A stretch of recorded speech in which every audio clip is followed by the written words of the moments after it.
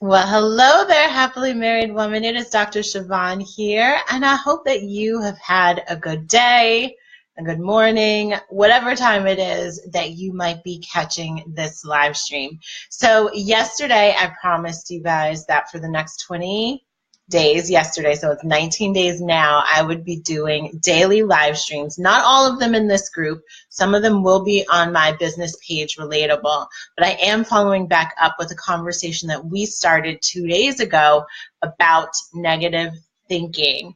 And if you caught that live stream, you may remember that I talked about how we are literally addicted to negative thinking, how our thoughts create emotions, and those are responsible for how we feel, and our emotions are really based on chemical reactions in our body. Like when you're happy, there are hormones that are pumping, those endorphins that are making you happy. When you're sad, there are other hormones that are pumping, making you sad. And our bodies get so used to a certain level of those hormones in our bloodstream that after a while, our body and our mind and our thoughts literally sort of work together to create that environment.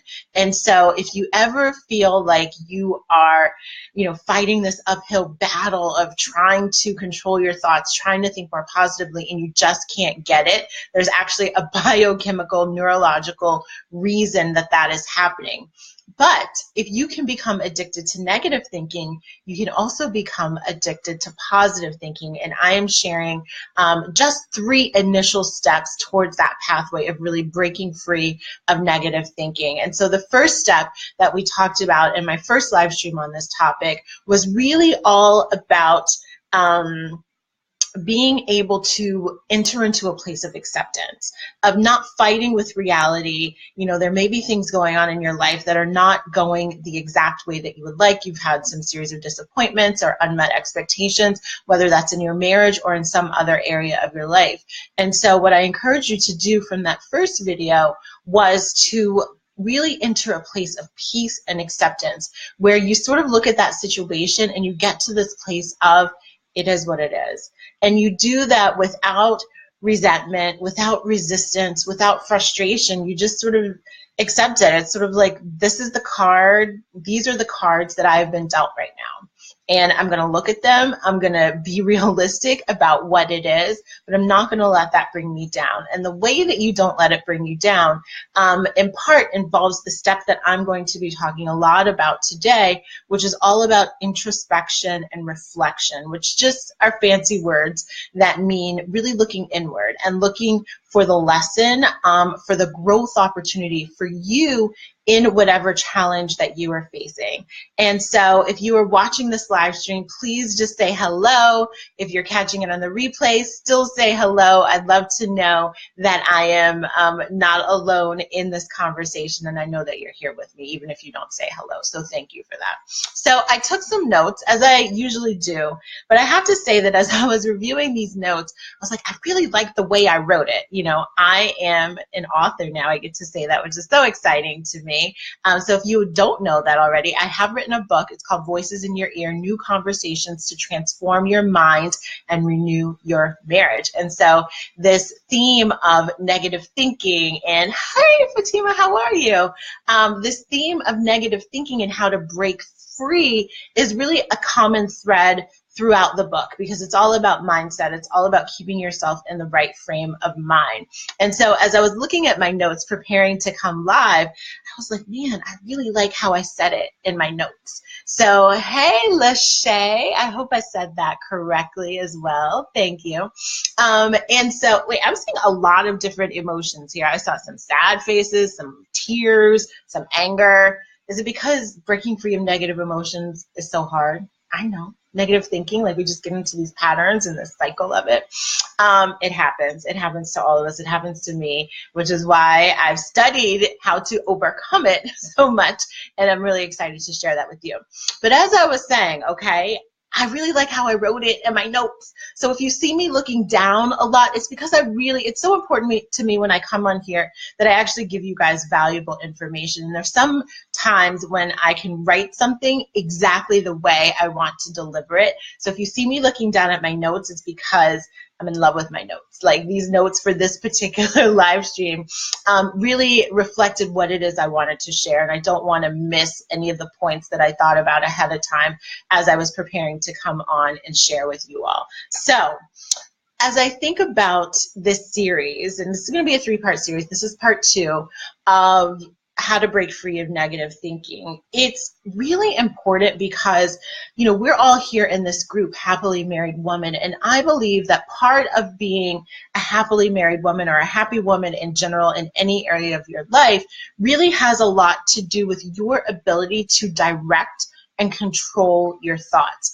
If you've been with me for a while, you've heard me say that happiness is an inside job. We look for external circumstances, we look for others to bring us happiness, but we are responsible. We are the only people that can generate happiness in our lives, because happiness is a state of mind. It's a result of your perception and your interpretation of situations. And so when you allow your mind to be cluttered by negative thinking and by, you know, bitterness and all of that stuff, it really causes you to sort of close yourself off to experiencing the love and the peace that you actually want. And that goes, again, for not only in your marriage, but in any area of your life. And so when you think about it, right, like nobody wakes up in the morning like, I think I want to be negative today. Right? Like, I think I just want to think about the worst possible thoughts that get me all frustrated and mad and upset. And that's just how I'm going to be today. No, like nobody wakes up that way, and nobody likes to be around negative people. And none of us would actually say yes to that question, yet we do it all the time, right? We think the worst. Like if someone cuts us off in traffic, right? We're like, I can't believe they did that to me. Like, who do they think they are? Like, first of all, they may not have even been thinking about you, right? Maybe they're just rushing to get where they are. But we sort of tend to always think that people are out to get us, that the worst is happening. And what I want to sort of remind us and to transition us into as we think about today, and what I wanted to share about today, is that we have to be open to the fact that things are not always the way that we perceive them to be, that there's multiple ways of looking at a situation. And we have to be able to recognize and acknowledge the fact that sometimes we look at things from a negative lens that only makes us feel worse. And when we can see that the situation, right, if it's not going the way we want, when we can see that situation as an opportunity for our growth, as an opportunity for us to become a better person, as an opportunity for us to open our mind, then, right, then we sort of walk in our full power and can really access and tap into the happiness and the peace and the contentment that can be ours in any situation, right? If those of you who are believers and who read the Bible, you know, you've heard Paul say, like, no matter what my circumstances, I've learned to be content. And being able to do that involves being able to see even your challenges as learning opportunities. And so as we get into that, I thought I would actually just start with a story, right? A story, and like, let's just bring this point really home to all of us. And so I'll just ask you a question, like, have you ever found yourself avoiding a conversation with your husband? Right? Have you ever found yourself, as you think about certain topics, you're sort of like, no, I'm not, I can't even like have that conversation with him, right? And I'm going to raise my hand and say that I did, that there was a time, especially when I think about building my business, that I would shy away from having certain conversations with my husband, that I would go into the conversation knowing that he had a perception or he had a way of looking at things that sort of sucked the energy out of me. He's a very pragmatic, realistic, I am a dreamer, a visionary. Like, I want to think of these pie in the sky ideas of how it can work. And he's one to always remind me of the potential challenges and the pitfalls and maybe the ways that it can't work. And so I would let those conversations really frustrate me. And it got to a point where I was like, yeah, I'm just going to keep it to myself. I'm not even going to like entertain this conversation with him. And it certainly created some distance between us that we had to eventually work through and are still working through. My marriage is not perfect. I don't ever claim that it is, but I will say that as I look within myself, right? And so this particular step is all about looking within. That as I looked within myself and I was aware of my responses to him in those conversations and aware of my sort of ability to sort of self-reflect after the conversation, my mind was just so much more open, right? So in the moment, I'm like, no, your way of looking at it is wrong. You're like Debbie Downer on my ideas. I don't want to talk to you, right? But then when I was able to step away and take that moment of reflection and introspection and to really look at myself in that situation, I could see how he actually did have valid points, and I could see how his way of thinking was actually beneficial to me. And so I began to sort of welcome that experience, because at the end of the day, we both wanted the same thing. We want my business to be successful. We want the things that I do to really be fruitful. And so when I gave him the benefit of the doubt, and when I stopped thinking so negatively about it, I really opened myself up to learn from that experience, to learn from being uncomfortable in those conversations. I took that as a cue, not that he was saying the wrong thing or that he was doing the wrong thing, but that I had the choice to be more in control of my own emotions and how I responded to him in those conversations. And it's funny, now I can say that as I have conversation with friends and other people that are in business, I'm that voice of reason. I'm that pragmatic person of like, well, have you considered this, or is this really the choice you want to make? And I find myself like regurgitating some of the advice that he had shared with me that I was first really resistant to even receive. And so I offer that as an example because to me, that's just one opportunity that I took to look at something that wasn't going the way that I wanted. Our conversations, right? Conversations were going off track. I didn't feel heard. I didn't feel understood. But instead of looking at that negatively, right? Instead of saying, I'm not going to have this conversation anymore, I'm shutting you out, you don't get me, I could really reflect and look within myself like, well, what is this teaching me that I need to know? Like, what is this tension and conflict and points of disagreement? Like, how can I actually grow from that experience? And so that's the question that I want you to think about, right? So that's the whole point of this conversation right now, and is when things don't go the way that you want, instead of falling into this pattern of negative thinking, of this, oh, woe is me, or things never go right, or this is always going to be a mess, I want you to look for what the experience is trying to teach you. Because every experience comes with a lesson. And I want you to begin to get in the habit of just asking yourself, how am I supposed to be growing and handling this situation better? How am I supposed to be growing and handling this situation better?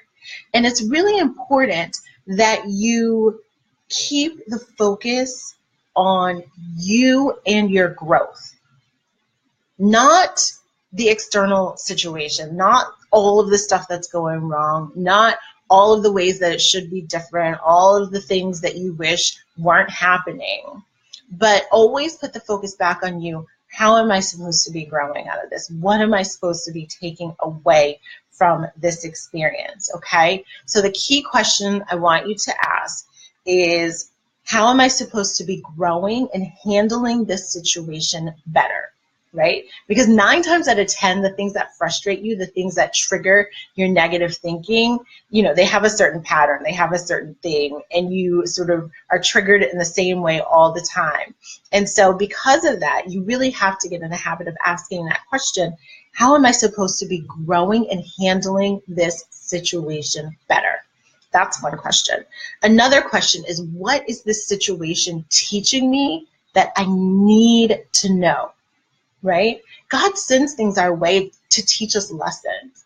And those lessons aren't just like nice to have. They're necessary for us to learn to be able to go to the next level of whatever it is we're trying to do in our lives, whether that's the next level of your marriage, the next level in your profession, the next level in any endeavors, any pursuits that you have. So what is this situation teaching me that I need to know? Like, you need to learn the lesson, or it's going to keep coming back to you until you pass the test. right? And then the third question is, am I truly learning that lesson and applying the knowledge to my life in the way that I should, right? Because a lot of times when things aren't going our way, we know what the lesson is supposed to be. We know that, oh, I should be more open-minded, I should be more patient, I should be more loving, I should be more kind. Like, we can name the lesson. Hi, Christy. We can name the lesson for ourselves, but being able to dig a little deeper and ask that question, am I applying the knowledge to my life in the way that I should? Right? Because it's very easy to know something on an intellectual basis. It's another thing to live it out, to work it out, to walk it out in your life on a daily or minute by minute basis. So, as a quick recap, this is all about breaking free of negative thinking by looking inward, by not focusing on the circumstances and all the things that are going wrong, but focusing in on yourself and how you are supposed to be growing and becoming better as a result of these challenges. And so the three questions that I've left you with are, how are you supposed to be growing and handling this situation better? How are you supposed to be growing and handling this situation better, whatever this situation is for you? What is this situation teaching me that I need to know? Like, you need to know it and you need to master it to get to the next level of whatever it is you are trying to achieve in your life, right? What is this situation teaching me that I need to know?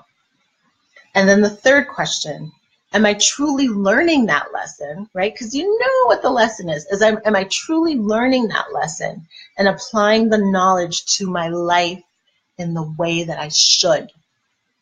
Because you know what you should be doing. A lot of times I get on here and people ask me questions, or I have consultation calls with people and I give them advice.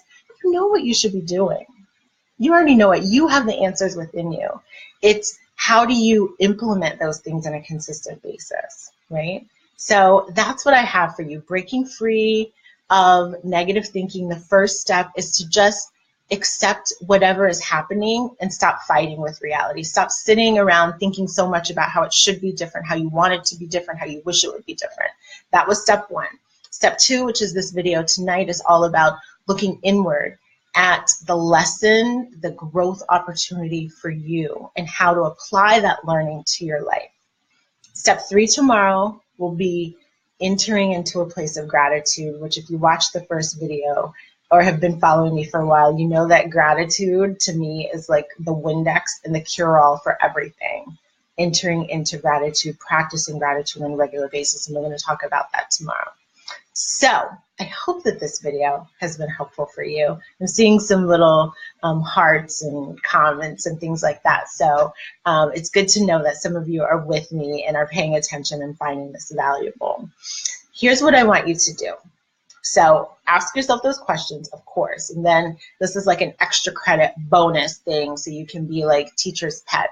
I want you to think of someone in your life, a married woman, who can benefit from being a part of this group, right? So if you've been here for a while, if you found anything that I have shared or that our other sisters in the group have shared to be valuable, to make you think differently, to add some contribution to your life, to help you see things in a new way that's been helpful, I want you to consider someone in your life who you think might fit nicely in this group, who might benefit from my message, that might benefit from just being in a community of women who are committed to doing the things they need to do to create happier and loving marriages.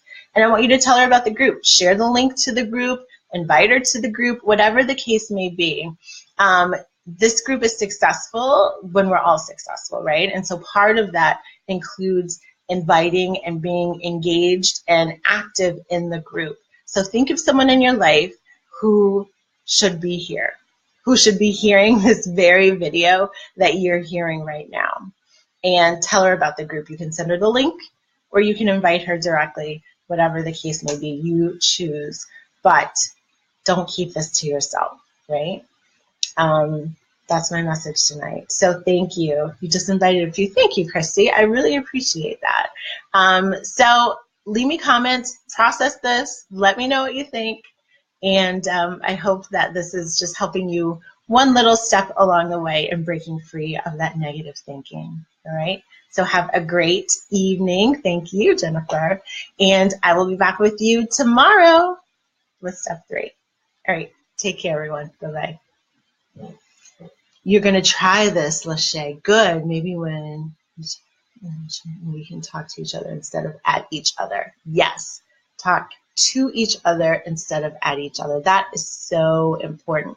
And for those of you if communication is a major issue in your marriage, I'm going to send you a link for a communication guide that I created. It's called Better Communication in Your Marriage, How to Get It Right Without a Fight. It's a free guide, great information that really outlines some really important steps in being able to communicate more effectively. So Lachey, I'll make sure that I include that link here for you or for anyone else that wants to talk to each other instead of at each other, which I think many of us would raise our hands for that as a desire in our marriage as well. Okay, thank you all so much for tuning in. I will be back with you tomorrow. I can't promise the time. I wish so much that I could say like every night at 9:30, but for those of you who know me, I have a 1-year-old and a 3-year-old, and life is so unpredictable right now. I'm just happy to be able to get on. So I will be here tomorrow, so look out for the video. If you don't actually catch me live, definitely click that video tab and look out for me because I will be here, okay? Oh, Christy, you are still on chapter 1 in my book. Yeah, right? I feel like I'm still on chapter 1 in my book sometimes too. And chapter 1 actually is a chapter on communication. So for those of you who want to go even more deeply beyond the free guide that I will post the link for, I encourage you to consider getting my book, Voices in Your Ear, New Conversations to Transform Your Mind and Renew Your Marriage. So I will post the link for that too. You can actually read some samples from the book on the link that I will post, and you can get that. Yeah, Fatima, mom goals, toddler goals, baby goals, everything goals. It is an incredible joy, right? I'm so blessed and so grateful for my little munchkins, but they do make my life very unpredictable is the word that I will just use, and I'll leave it at that. Because those of you with small kids know, or those of you who can remember having small kids know what that is like. So thank you all so much for tuning in. I will see you tomorrow. Have a great evening. And again, put the focus on you. How are you supposed to be growing? What is the lesson you're supposed to be learning, and how should you be applying it to your life? All right. Have a great evening. Bye, ladies.